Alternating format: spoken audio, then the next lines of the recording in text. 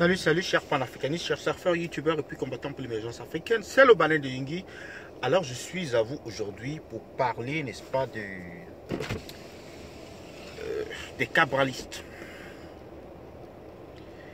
Pourquoi parler des cabralistes aujourd'hui? C'est simplement parce que je vois renaître, n'est-ce pas, cette guéguerre entre les partis d'opposition, notamment entre le MRC et le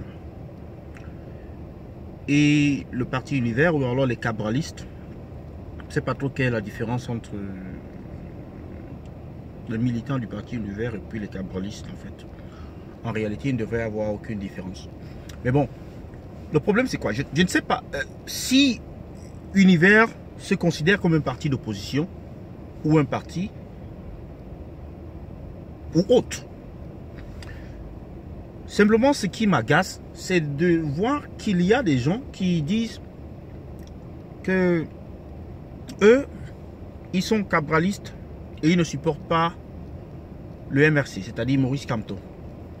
Or, en même temps, Cabral Libye aurait dit que c'est quelqu'un de l'opposition qui a gagné les élections. Néanmoins, ils disent qu'il faut se préparer pour les élections à venir. Je me pose des questions. Si la victoire a été volée à la présidentielle, n'est-il pas naturel de dire que elle sera volée également dans les législatives? Si ce parti, qui est le RDPC, machine à frauder, qui n'a jamais perdu une élection depuis 36 ans que M. Biya est au pouvoir, est-ce aujourd'hui que ce parti perdra une élection? J'ai un message simple pour les supporters de Cabral Libye, que j'admire. D'ailleurs, Cabral, je ne sais pas si ce parti est rentré dans la politique juste pour que les dirigeants se fassent une place sous le soleil. Je ne sais pas. Ou s'ils sont rentrés dans la politique pour donner une voix au peuple, pour représenter la voix du peuple, pour parler au nom du peuple. Ou alors pour le changement. Le mot changement. Maintenant, s'ils sont là pour le changement, il est clair que dans ce pays, il n'y aura pas de changement tant que le RDPC sera au pouvoir. Tant que le RDPC aura la main mise sur la machine électorale, sur les autorités locales, sur les autorités administratives. Alors, pourquoi est-ce que les cabralistes, n'est-ce pas, s'investissent et s'entêtent à repartir aux élections?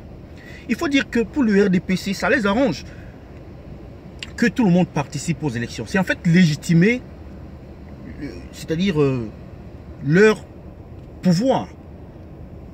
Aller à la Cour constitutionnelle, c'est dire qu'on a confiance à cette Cour constitutionnelle et par conséquent, lorsque le résultat sort, on doit s'aligner. C'est ce que pensent les gens du RDPC.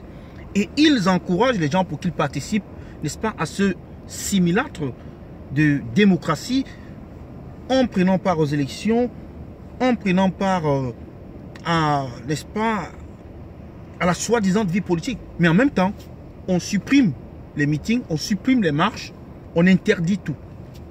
Moi, je dirais ceci aux cabralistes.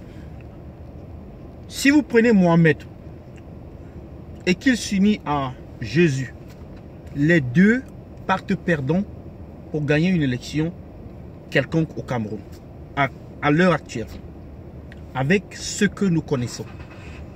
Donc personne ne peut gagner le RDPC dans son jeu en ce moment. Même si on prend toute l'opposition de l'Afrique centrale, elle ne pourra pas gagner. Le truc est simple. La solution, le changement ne passera pas par les urnes au Cameroun. Le RDPC ne pense jamais au changement. Le RDPC pense à la succession. Et d'ailleurs, ils ont du mal à mettre en place la succession. Mais en réalité, ils ne pensent pas au-delà de la succession. Eux, ils sont dans le principe de la succession. Et le RDPC ne se laissera jamais faire. Et donc, qu'est-ce que ça nous dit? Qu'est-ce que ça nous donne comme information sur les cabralistes, sur le parti Univers? Sont-ils pour l'opposition ou bien travaillent-ils pour le pouvoir? Franchement, c'est à vous de décider. Moi, j'en ai terminé. Dans tous les cas, j'attends vos commentaires.